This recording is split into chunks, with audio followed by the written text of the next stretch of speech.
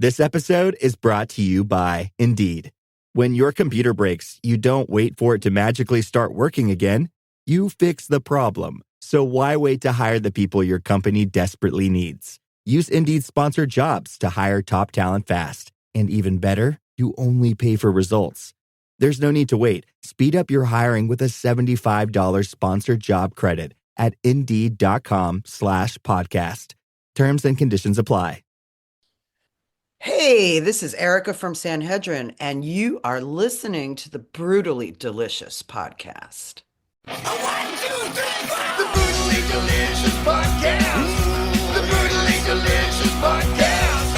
The Brutally Delicious podcast. The Brutally Delicious podcast.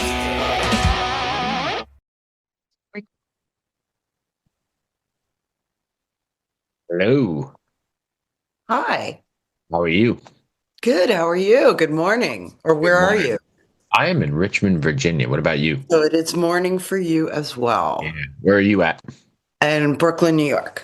Oh, okay. I'm originally from Long Island. Oh, no shit. All right. Yeah. Valley Hi. Stream and Limbrook. Yeah. Hi, Bruce Moore. What's up? Nah, not much. So thank you for taking the time. I appreciate it. Absolutely. My pleasure. Today is our release day. So I know. That's great. How excited are you? Very, super, extremely. I mean, I'll tell you, the excitement started probably when the release announcement happened. So it's sort of a long, drawn out excitement. Is there a bit of nervousness as well? I know you've done this a bunch of times, but D-Day, do you get nervous? Always. Well, I mean, there's always. Yeah. It's sort of like, that if a tree falls in the woods and no one's around to hear it, does it make a sound? Right. I'm always sort of like hoping that doesn't happen. Right. But I mean, the initial results from the single have been pretty good, right? The response? Oh, yeah. This has been, I would say, probably the best response we've had of all 4 records. Yeah. So does that, we'll get into SANHEDRIN in a second here, but does that put pressure on you then? Like do you feel any sort of extra pressure because it's the best thing you've done? You know what? I feel pressure to support it. Yeah. Fair enough. I feel pressure for it. I don't feel pressure. Like, as far as the songwriting stuff goes, like, one thing that I will tell you about SANHEDRIN, and we're very lucky because somehow we have like created a songwriting language that is really efficient and works for us really well. So I'm not concerned about the idea of like, can we like top this record or anything like that? That's not it so much as,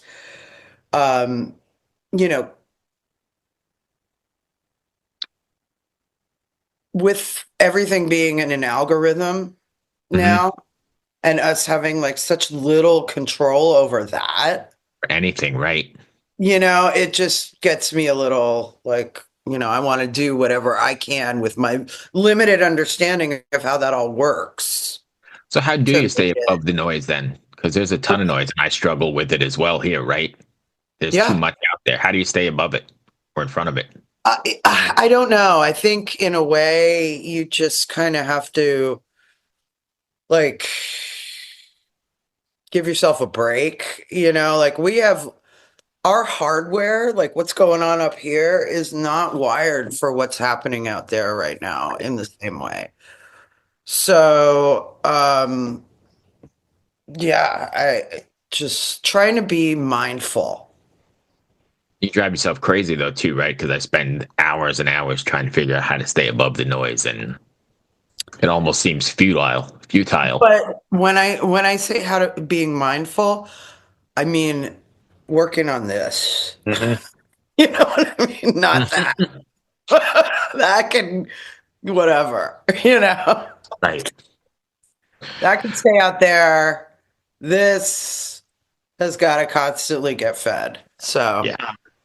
So new record Heat Lighting out today. We talked about that. Colin Marston has been on the show. We did a segment on producers and engineers a while back, and what a great Yep, guy. Colin. How did working with him, and I saw that you went to Bearsville.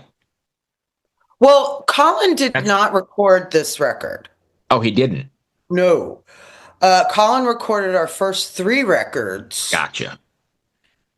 at his studio, the Thousand Caves. Yeah. We've had him on the show a few times. He's a nice guy. He is a wonderful individual. We decided to go with a whole different scenario this time. And we had Matt Brown and Jerry Farley come, and they're both consummate engineers and producers in their own right, come to Bearsville with us. And Matt mixed the album. Matt and Jerry basically recorded it, and Jerry did a lot of sort of producerial work on it, helping us as we were doing takes, like, can you try it this way? Da, da, da, which we've never had somebody do that for us before, you know? Right. So, and Jerry's a friend of ours. So it's like, it was this trust experience, and also like almost like letting somebody, a couple other people into the band. Right. And that's got to be hard too, right? I know you said you knew them for a while, but that's still hard to let somebody else who's not really writing and playing an instrument take ownership of some of your stuff, though, right?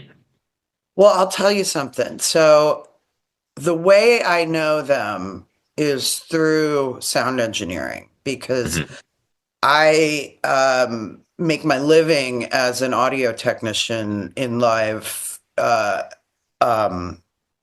sound. And so do they. Right. And we all work together and have worked together for years. So I know these dudes. Right. You know what I mean? And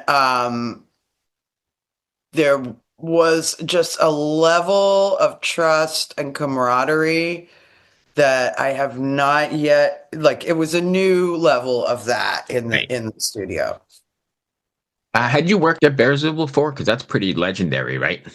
No. And so the reason why we were there is because Matt Brown moved into the neighborhood a few years ago, met the new owner of that studio, helped him do some install work there, and then got like the most insane bro deal.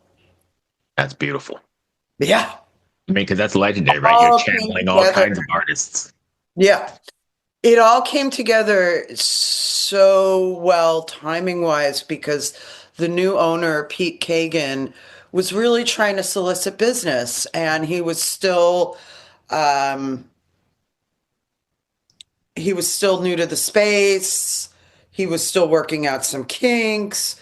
So us coming in there and doing a full album, I think, was a way to fill the time that he didn't have booked, and a way to open the studio up to a different crowd too.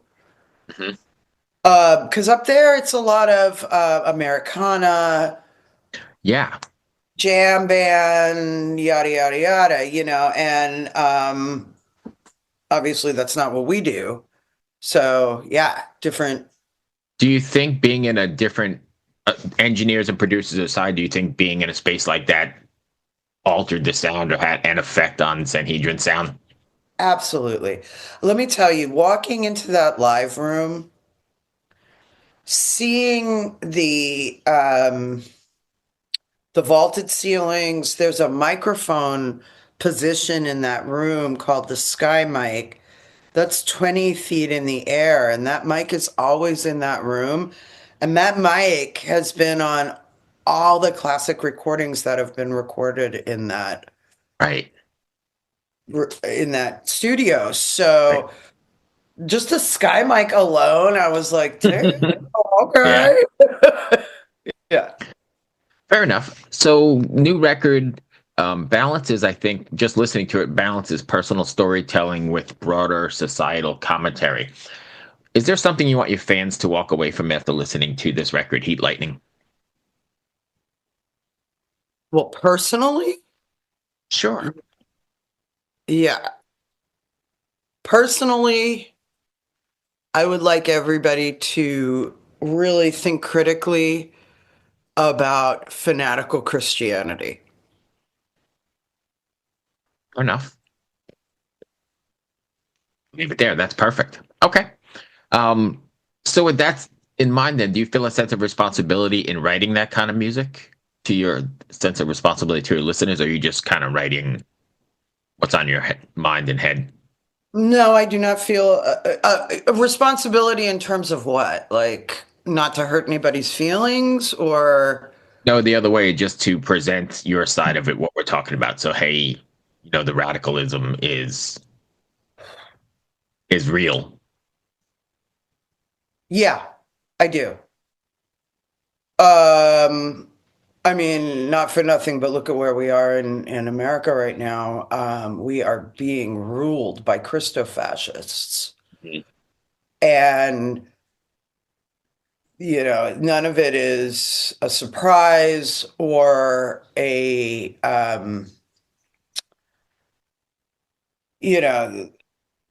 this was rolling out for a fucking long time. Yes. Very long time, right. And so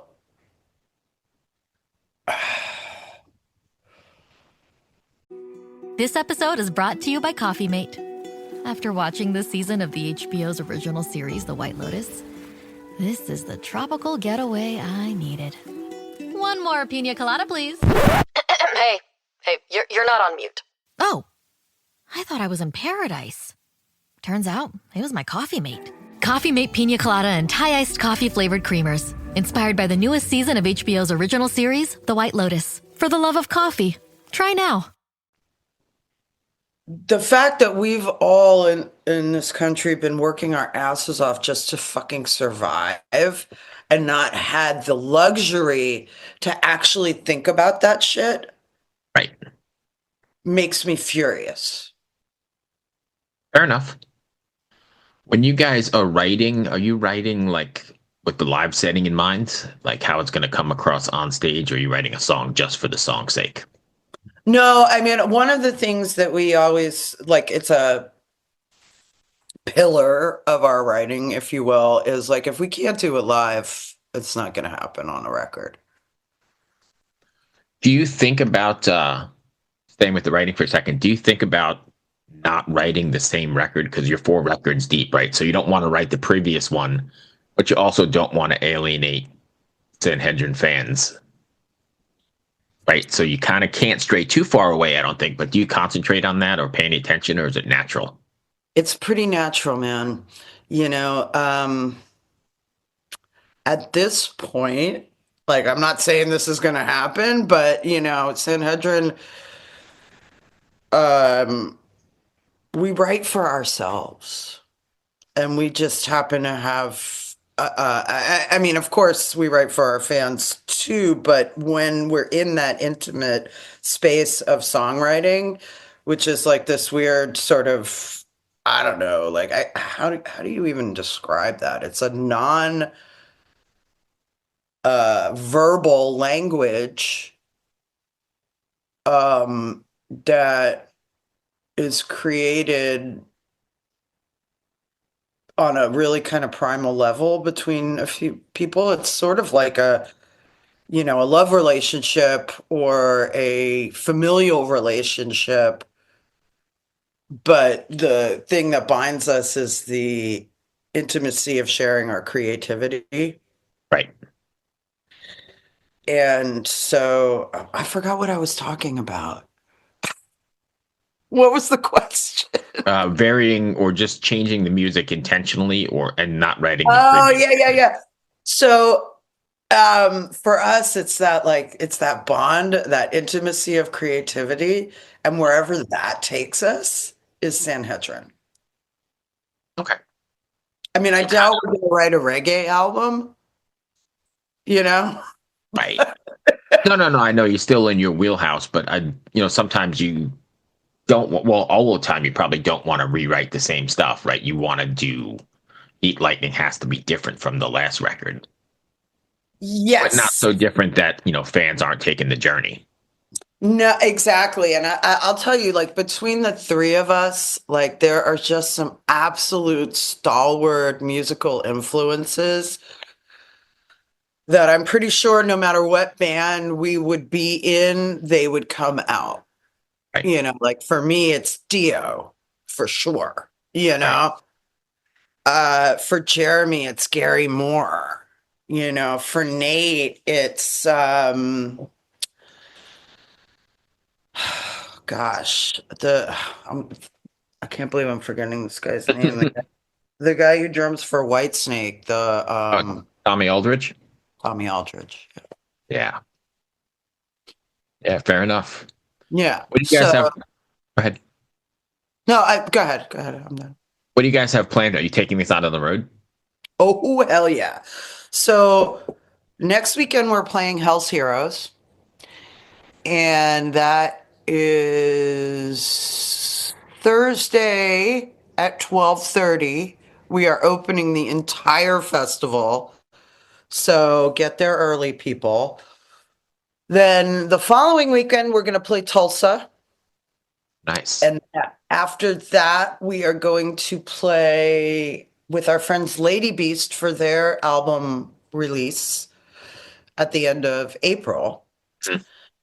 And then we're going to Europe with Savage Master, which I'm really excited about. Oh, nice. I just saw them here a couple months ago here in Richmond. Yeah, they're one of my faves. Tiny place, but they tore it up. Yeah. Yeah, they are a fucking killer live band. They really, and their new album is sick. Yeah, It's so I good. agree. Yeah. So how do you keep up with the demands of a touring schedule like that, right? Because we're not getting any younger. Well, Right? I mean, like, it's not that demanding. I'm going out for 2 weeks. Well, are you talking about like, Is the European run only 2 weeks? yeah, it's like two Oh, and a okay. half weeks. Yeah. Gotcha. No, we're not doing any 3-month bullshit. Yeah, Nah. No. too much. Plus, there's no money to Well, be made. let me tell you, I mean, the only way I would do anything like that is in extreme comfort. Right. No You know what man. I mean? Right. Like, we're going in a fucking 9-seater Sprinter with 9 people. So 2 weeks is about all I can take of that. Yeah, And you'll be tired of your seatmate for sure. I'll be sleeping all over those guys, and they'll be sleeping all over me. I mean, we are very good pals, the two bands. We've spent time together. We've toured together before. So I am really looking forward to drooling on their shoulder. Right. So then what's next? I know you've got those couple, you got that 2-week tour there, a couple of one-offs here, and the record release. Are you doing more singles? You're going to be doing more over the summer? We have a single on the burner that we will be working on producing this year, and we'll probably drop that towards the end of the summer or somewhere in there. And yeah, I mean, just more adventures. Any festivals lined up? Well, we are going to play the Rock Hard Festival in Germany, which is kind of cool Yeah, because that's a big one. that's a big one. And then we're going to play this fun festival in Sweden called Muscle Rock. And yeah, so between those two, I mean, it's there's some festivals for sure. Pretty cool. Yeah. Yeah, I'm excited. That's for that. excellent.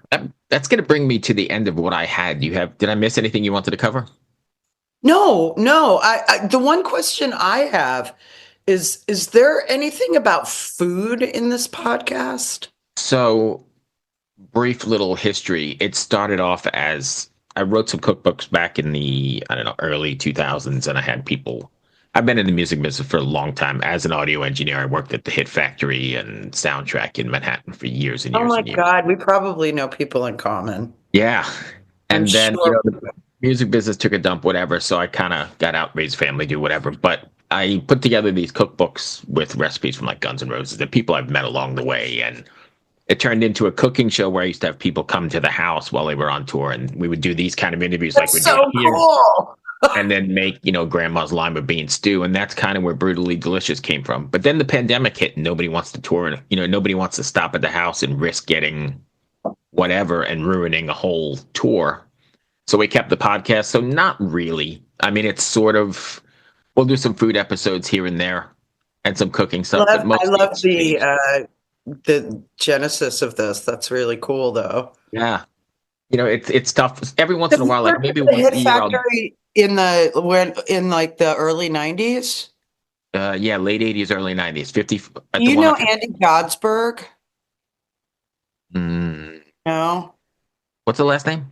Godsberg, Andy. Doesn't- All right. Well, whatever. We probably know some people in common. Yeah, I'm yeah. sure. And then I worked at Soundtrack for a number of years, down on 22nd and Broad by the Flatiron. Got you. Yeah. Now they're just a movie house. They just do film locks and that sort of thing. Right, right. Yeah, the space you need to have a recording studio, you really can't do it in New York City. Yeah, I mean, Colin had to leave. yeah. I remember Yeah. the Hit Factory. They had 7 rooms. I think 7 rooms. Like But 5 imagine- SSLs and 2 Neves. Yeah, and then they had the Times Square one, which had 2 SSLs in it. Yeah, it was just ridiculous. Yeah, I can't imagine what the industry would have been like to support that type of facility. Well, people bought records and went to Yeah, shows, and there was right. no internet, right? You weren't streaming 30 seconds of your favorite single. You went and bought it. Yeah. And there were record companies, but then there were also record company budgets. That's not even a thing anymore, right? Yeah, exactly. Right. Crazy. People would get like, here's 250,000, go make a record. Yeah, and the bigger the budget, the better the promotions too, Yeah. right? Well, hopefully. I mean, there was lots of stories where they got those big budgets and, we'd be sitting there and watching them spend it on everything under the sun except the record. It is amazing to me how that happens because I cannot fathom, frankly, and you can appreciate this as a studio engineer because I'm a live engineer, right? So if you're spending more than 15 minutes getting a drum sound, to me, that's a problem.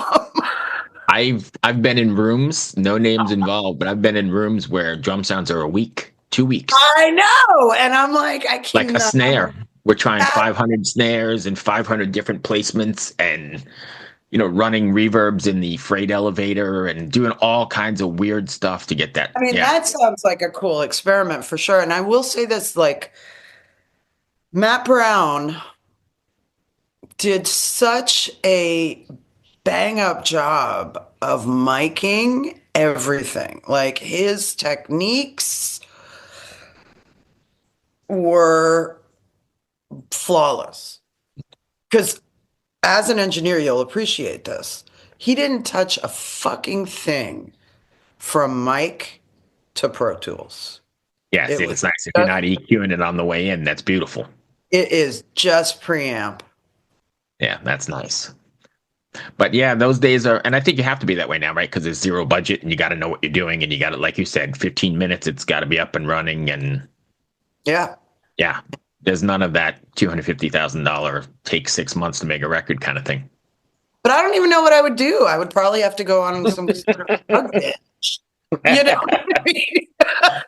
It was interesting. It was definitely the age of excess for sure. Yeah. But that's all I have. If fans want to find you guys, how do they do so? Sanhedrin NYC is our website, sanhedrin.nyc. So so sanhedrin.nyc, and that'll lead you to all the different streaming and yeah. Thank you, my friend. Good luck with the record. Hope it does really well for you. Thank you. Tell your friends. Yep, will do. Cheers. Bye. Bye.